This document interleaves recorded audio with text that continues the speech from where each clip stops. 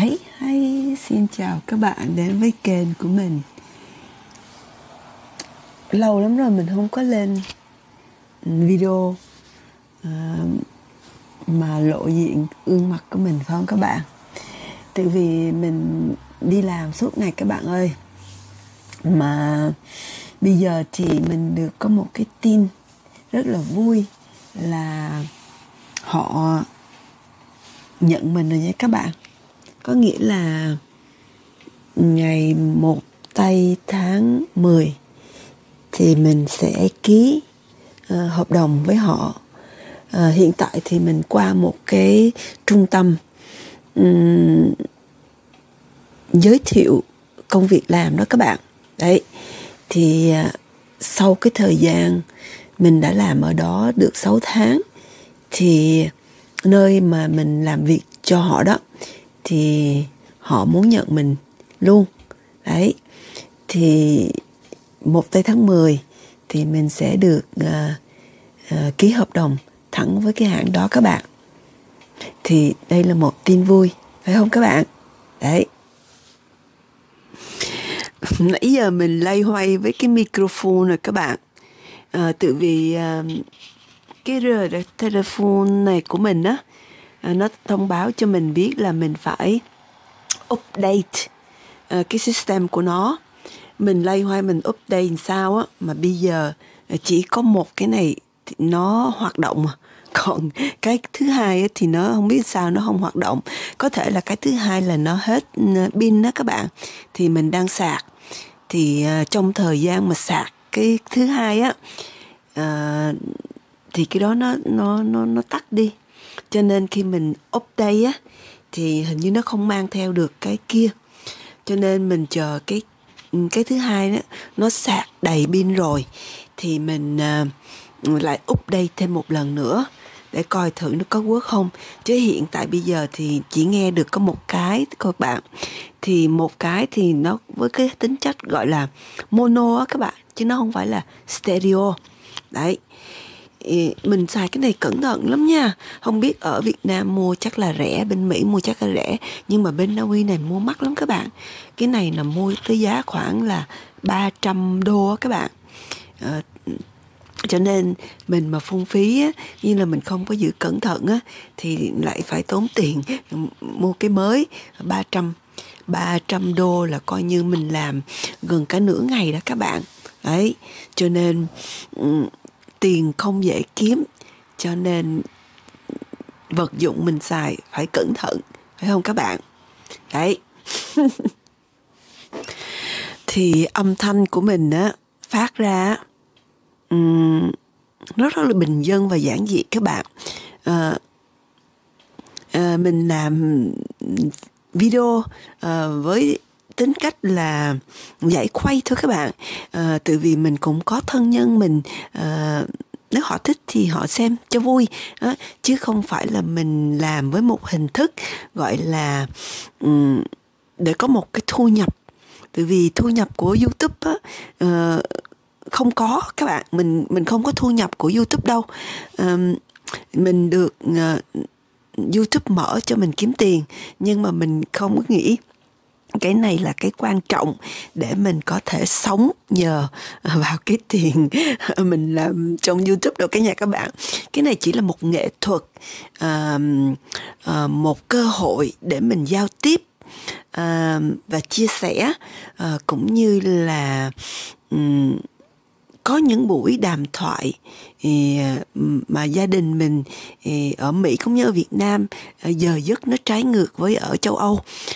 Cho nên mình ghi lại, một là kỷ niệm, hai là người thân có thể xem, và các bạn nào mà tò mò thì cũng có cơ hội, phải không?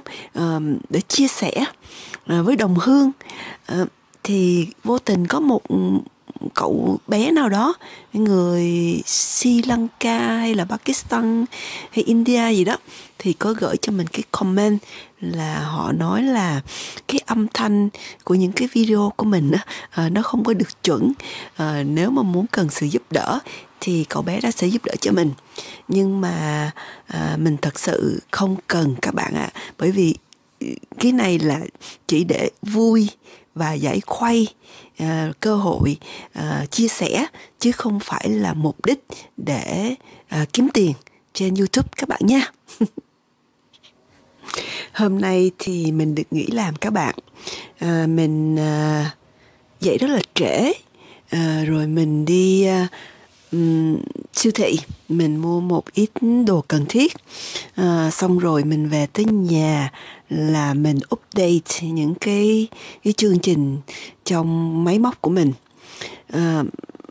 Rồi mình cũng phải chuẩn bị đi ngủ, tự vì mình sẽ làm vào ngày Chủ nhật các bạn. Ngày mai vào ca đêm, có nghĩa là 3 giờ sáng là mình phải có mặt ở trong sở. Nhưng mà hôm nay, ngày mai chứ, thì mình được về sớm các bạn. Khoảng 9 giờ 9 giờ rưỡi là mình xong rồi. Mình chỉ làm mấy tiếng đồng hồ thôi. Thì khi mình làm ca đêm như vậy các bạn, mình về tới nhà thì mình rất là mệt mỏi. Công việc thì không có mệt mỏi lắm, nhưng mà mình thiếu ngủ đó các bạn, cho nên về là mình phải ngã lưng xuống, ôm cái máy, xem một vài chương trình cho vui, xong rồi mình ngủ một giấc. Dậy thì mình tìm cái món gì đó để ăn, xong rồi lại xem những cái chương trình gì trong YouTube, xong rồi lại ngủ tiếp. Hôm nào mà mình làm ca trưa là nó khỏe nhất, có nghĩa là sáng mình dậy trễ một chút, rồi mình ăn uống chuẩn bị đi làm. Tối về thì mình về tới 11-12 giờ đêm thì mình lại tắm rửa nghỉ ngơi, xong là lại ngủ, rồi sáng lại dậy trễ dậy trễ để đi làm ca trưa đó các bạn. Cho nên một ngày, một tháng, một năm nó ra qua rất là nhanh luôn nha các bạn. Thì hiện tại nó đang là mùa thu, cho nên trời hơi lạnh lạnh vào buổi sáng cũng như là ban đêm, và mưa cũng khá nhiều các bạn, cho nên thời tiết này ngủ rất là ngon luôn nha các bạn. Các bạn thì cũng có thắc mắc là mình làm công việc đó ở đâu, và công việc đó như thế nào. Thì mình làm rất là gần nhà các bạn, làm ở trong phi trường các bạn. Từ nhà mình thì tới phi trường khoảng 10-15 phút thôi các bạn, lái xe. Xe mình thì xe điện, thì trung bình mỗi một tháng thì mình trả tiền xe điện á, mình sạc vô điện để mình chạy đó các bạn, rồi mình phải trả hàng tháng đó, thì khoảng chừng 30 đô, 30-35 đô thôi các bạn, một tháng. Nhưng mà bãi đậu xe của mình á, thì mỗi một ngày như vậy thì là mình trả từ 4-5 đô, chưa tới 5 đô, 4 đô rưỡi thôi các bạn, 4 đô 4 đô rưỡi một ngày. Thì ngày nào mình đi làm thì ngày đó mình mới trả, chứ mình không có trả mỗi tháng. Đấy, thì đó là chi phí đi đến sở làm. Còn giờ làm thì mình làm theo ca các bạn. Có ngày thì mình làm từ 3 giờ đêm tới 11 giờ rưỡi trưa. Rồi có khi thì mình làm ca sáng thì từ 6 giờ sáng cho tới 2 giờ chiều. Còn có khi mình làm ca đêm thì mình làm từ 2 giờ chiều cho đến 11 giờ rưỡi đêm. Đấy các bạn. Thì cái công việc của mình làm trong một cái phòng rất là lạnh, đó là kiểm soát những cái thực phẩm mà họ đã cho vào trong thùng, để cái thùng đó được đưa lên máy bay. Thì cái khâu của mình là khâu kiểm tra tất cả những món ăn, từ business class với đến hạng trung bình và hạng kinh tế, thức ăn người ta đặt có đầy đủ hay không. Đấy. Rồi khi lên máy bay thì các cô chiêu đãi viên lại kiểm soát thêm một lần nữa, để chắc chắn rằng là những người đi trên máy bay thì có thức ăn vào ngày hôm đó đó các bạn. Rất là vui khi mình nói tới cái khâu của mình làm á các bạn, thì khi mình vô tới sở làm là mình chùm từ đầu tới cổ, tới cả thân thể, chân, vớ, giày. Từ vì một cái phòng rất là lạnh các bạn. Cái phòng đó lạnh tới 3 độ, 3 độ cộng á các bạn. Có khi sáng sớm mình vô nó chỉ có 2 độ cộng thôi các bạn. Mà mình đứng trong đó, mình phải kiểm soát những cái hàng hóa. Nói hàng hóa có nghĩa là thực phẩm á các bạn, ẩm thực á. Đứng hơi lâu á, cho nên mình phải mặc đồ rất là kín, và nhiều khi mình cũng phải bịt miệng và mũi lại các bạn. Thì khi mình thở ra thì có cái lớp mà ngăn chặn lại như vậy, thì cái hơi ấm nó giữ ở trong. Khi mình hít thở thì mình sẽ không có bị đau phổi các bạn. Thì trong cái khâu này á, chỉ có một mình là đàn bà thôi các bạn. Còn bao nhiêu là đàn ông thanh niên và con trai. Đàn ông thanh niên là đa số là họ là tài xế, lái xe vận tải. Họ chở những cái thùng thức ăn đó ra máy bay. Mình thì có nhiệm vụ phải kiểm soát. Rồi sau khi kiểm soát thì những chuyến máy bay lớn á, thì mình đi theo tài xế lên trên máy bay để mình thông báo cho những chiêu đãi viên rằng những món ăn này nó đầy đủ và có những món như thế nào. Đồng thời họ có bổn phận phải kiểm soát lại và ký trước khi mình trở về lại. Và mình những cái bản hợp đồng ký đó mình sẽ scan vào và gửi vào trong một cái khâu để họ dự trữ hồ sơ. Đấy, thì đó là công việc của mình. Thì trong đó, khâu đó chỉ có mình là đàn bà, cho nên mình không có bị rắc rối trong những cái drama gì trong sở làm hết các bạn ạ. Hồi nãy mình đi siêu thị đấy các bạn, thì mình có mua một hộp bánh. Thì trong cái tiệm này á, nó bán phụ tùng đồ đạc trong nhà đủ thứ hết. Nhưng mà trước khi ra cái quầy tính tiền, gần cái quầy tính tiền các bạn, thì nó có bán bánh kẹo. Thì mình tò mò, mình muốn mua thử một cái hộp bánh này. Thì mình ăn cái bánh này các bạn, nó giống như hồi bé mà mình ăn bánh men á các bạn. Bánh men mà nó nhỏ nhỏ gì này, nó ú ú lên á. Đấy, nó xốp xốp bên trong á các bạn. Y chang như bánh này nè các bạn. Đấy, ở trong nè, nó trống rỗng này nè, y chang như bánh men Việt Nam mình vậy. Mà cái hình dạng á thì nó giống bánh hạnh nhân á các bạn. Ở Việt Nam mình nó cũng có cái bánh xốp như vậy, nhưng mà ở giữa nó có cái hạnh nhân. Thì cái bánh mà có hạnh nhân này là giống như bánh ở bên Pháp á các bạn. Mình mua được hộp bánh này, nó nói ôi sao mình ăn mình giống thời còn bé tí xíu á, mình đi học nữa. Thích ăn vặt á các bạn. Y chang vậy luôn các bạn. Nhìn ở trong nè, nó xốp nè, đấy, nó bọng mà nó giòn giòn. Nhưng mà Việt Nam mình á, làm bánh men á thì có nước dừa, nước cốt dừa. Nhưng cái này thì nó không có nước cốt dừa, nhưng mà cái hình thái nó cũng rất là giống, ngon, giòn giòn này, uống trà uống cà phê cũng được các bạn. Đấy, thì trong sở làm mình đi làm á các bạn, nếu mà mình làm ví dụ như ca như ngày mai mình làm ca mà từ 3 giờ đêm á, mình cũng có 30 phút nghỉ giờ ăn trưa. Nói ăn trưa nhưng mà thật sự nó phải ăn trưa, gọi là ăn sáng các bạn. Thì mình thiếu ngủ mà, mình đâu có ăn được.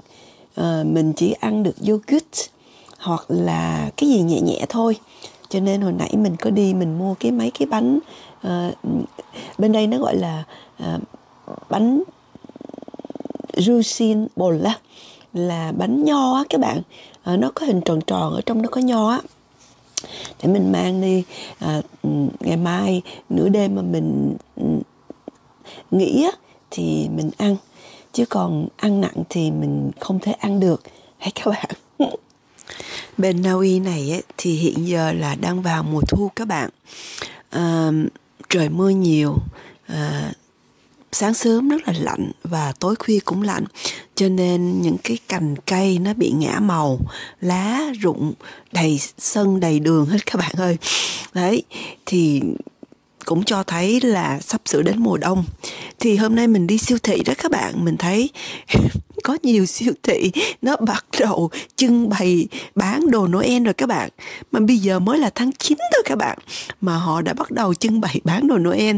Cứ là mỗi một năm á, là trong cái ngành thương mại á, người ta bán những vật dụng thức ăn, đồ trang trí Noel mỗi năm mỗi sớm các bạn.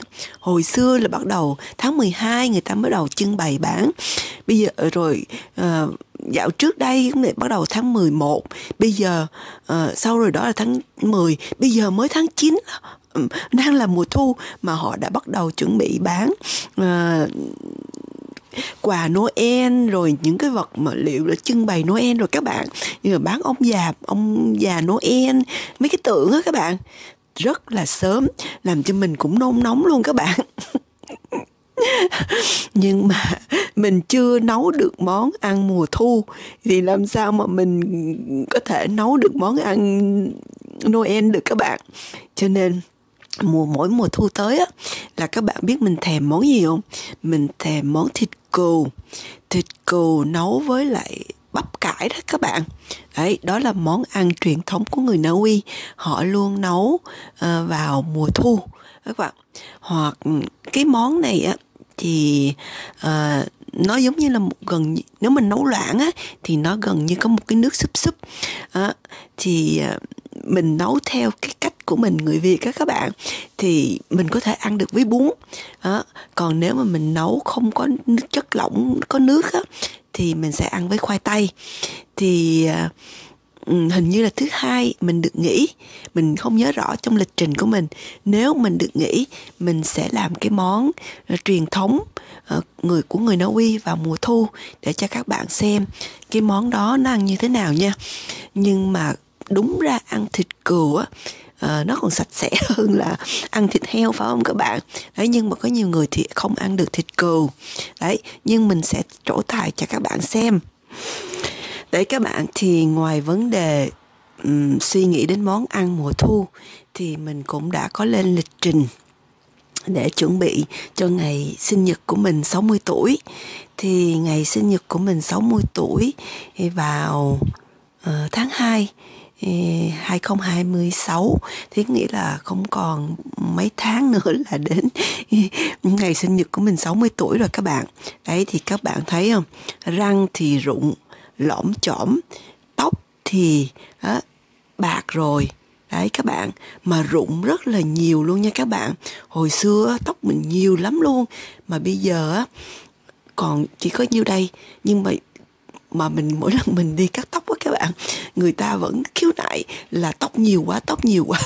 Nhưng mà họ đâu có biết là mình bị rụng rất là nhiều. Tại vì khi mình 60 rồi các bạn, đâu phải là trẻ trung nữa đâu. Đấy, thì từ cách ăn nói, gương mặt, sức khỏe cũng như sự suy nghĩ nó cũng thay đổi. Chứ không phải giống như lúc mình còn trẻ nữa các bạn. Đấy, thì một bà cụ 60 rồi, cháu ngoại mình tầm năm nay cũng 19-20 rồi các bạn. Đấy, đâu còn trẻ trung gì nữa đâu. Đấy, cho nên mình đã ra một cái chương trình để mình tự thưởng cho cái bản thân mình còn sống sót đến năm 60 tuổi. Thì nhằm ngày sinh nhật của mình 60 tuổi thì mình sẽ đi Ý các bạn. Đấy, thì mình đã đặt vé máy bay đi Ý một tuần lễ, và mình cũng đặt khách sạn ở Ý. Thì mình sẽ bay từ Oslo đi tới Florence. Yep. Thì từ đó mình sẽ lấy xe, mình mướn rồi các bạn, mình sẽ lấy xe ở sân bay. Thì mình sẽ đi tới một địa điểm, ở đó cũng là hotel gần bãi biển các bạn. Thì mình nghĩ tháng 2 cũng còn lạnh lắm, nhưng mà ở những nước miền Nam châu Âu thì cũng ok để mà đi dạo ven bờ biển các bạn. Đấy, ở Na Uy này là các bạn, thì khi mà mình được có một công việc ổn định thì sở cho phép mình được nghỉ 5 tuần nghỉ hè. Thì mình mới vô làm, cho nên mình không được phép nghỉ, mình phải làm 1 năm, sau đó mình mới được phép nghỉ hè. Nhưng mà mình cũng có thông báo cho cái sở làm mà họ sẽ được nhận mình vào tháng 10 á, rằng là mình đã có lời thông báo trước với cái chỗ mà họ giới thiệu công việc làm cho mình á, rằng là sau 1 năm thì mình sẽ đi nghỉ hè, và mình đã đặt vé rồi. Nhưng mà bây giờ cái hãng này họ lại nhận mình, cho nên họ phải chấp nhận cái sự đề nghị của mình từ ban đầu với cái nơi mà họ giới thiệu mình vào làm công việc này. Thì ông sếp của mình, ông nói là ok thôi, nếu mà cô nghỉ hè mà không có ai nghỉ thì chúng tôi sẽ cố gắng sắp xếp để cho cô được nghỉ hè. Thì ngoài 1 tuần mình nghỉ hè vào dịp ngày sinh nhật của mình, thì sau đó 2 tháng thì mình sẽ đi tiếp tục nghỉ hưởng thọ 60 tuổi trong vòng 1 tháng. Thì mình sẽ đi Nhật các bạn, mà lần này thì mình ở Nhật 1 tháng luôn, chứ mình không có về Việt Nam như lần trước. Lần trước thì mình ở Nhật nửa tháng, còn nửa tháng thì mình ở Việt Nam. Nhưng mà mình đi vào cuối tháng 4 và hơn nửa tháng 5, thì lúc đó là mùa xuân bên Nhật các bạn, cho nên cũng ấm, cho nên không có lạnh, cho nên mình cảm thấy là không nhất thiết phải về Việt Nam.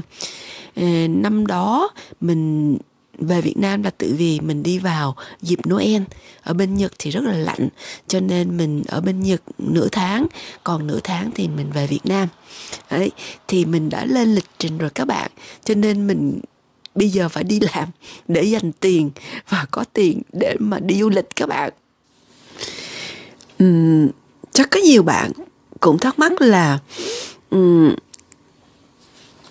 đi hưởng thọ 60 tuổi là người Việt Nam mà tại sao không về Việt Nam? Mẹ cũng ở Việt Nam mà tại sao không về Việt Nam mà lại chọn đi Nhật? Đấy, tự vì mình đến được Na Uy qua một cái diện gọi là những người tị nạn đi vượt biên các bạn. Thì vào cái thời điểm đó năm 1980, thì lúc đó mình 16 tuổi các bạn.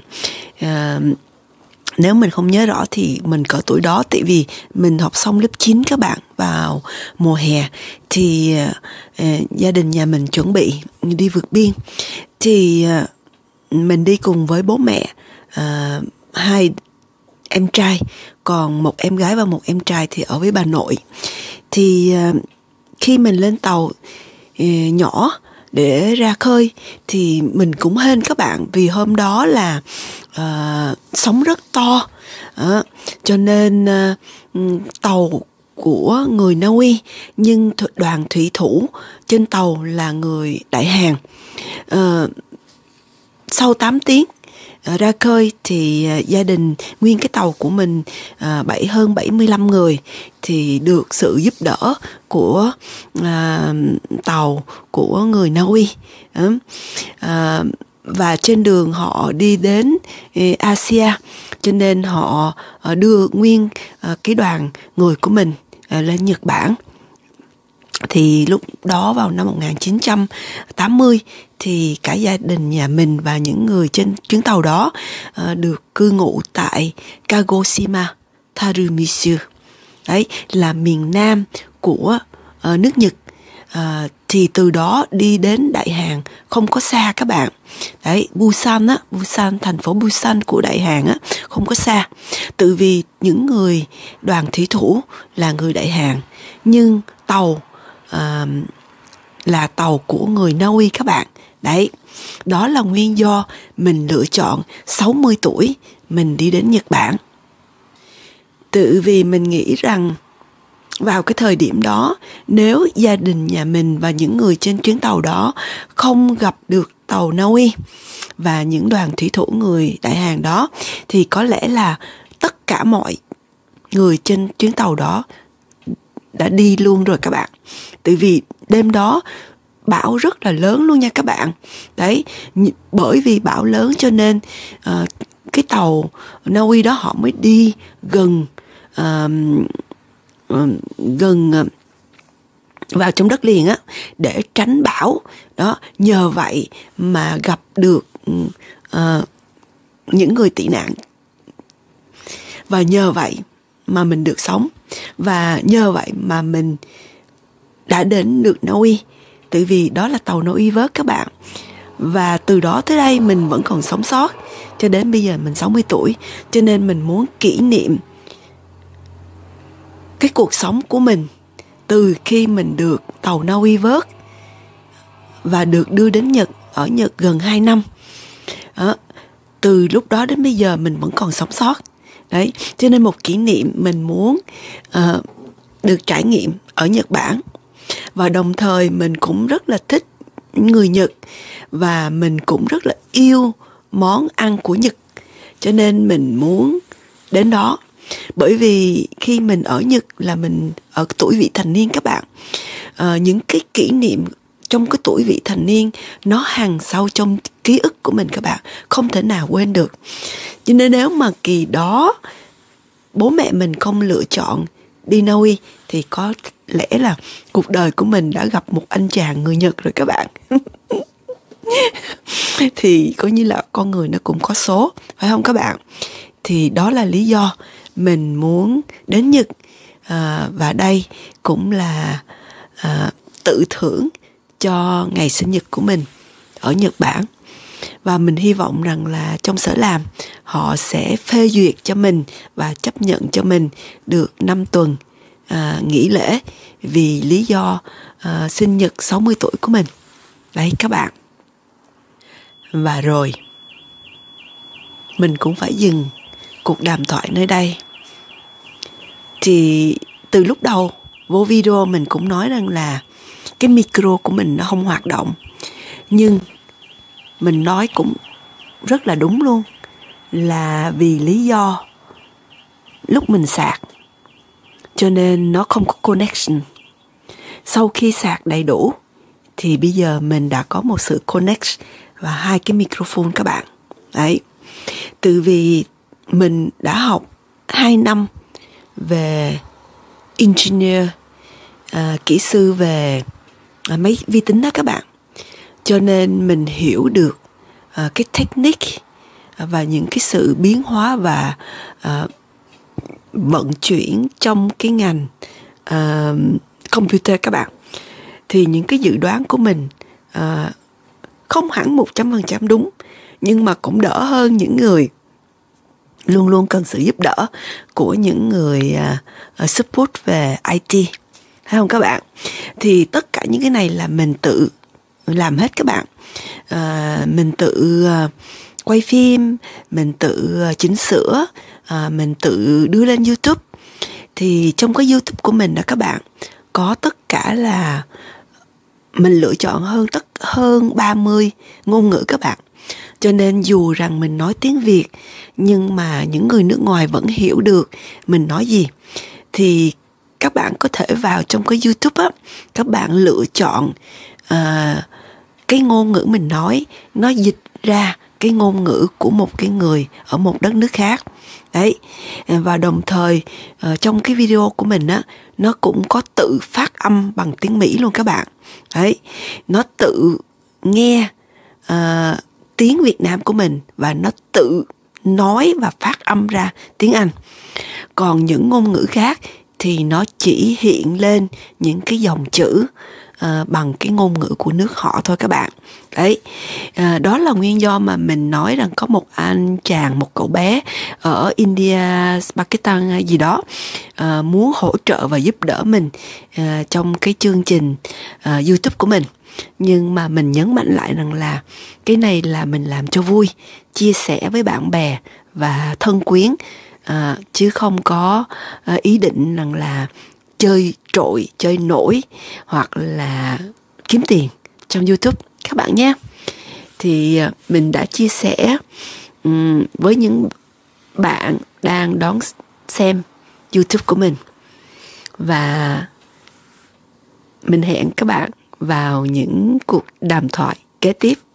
Ok, bây giờ mình phải chuẩn bị làm bento và đi ngủ sớm để 3 giờ sáng mình phải có mặt ở sở các bạn nha. Ok, chào tạm biệt. Bye bye.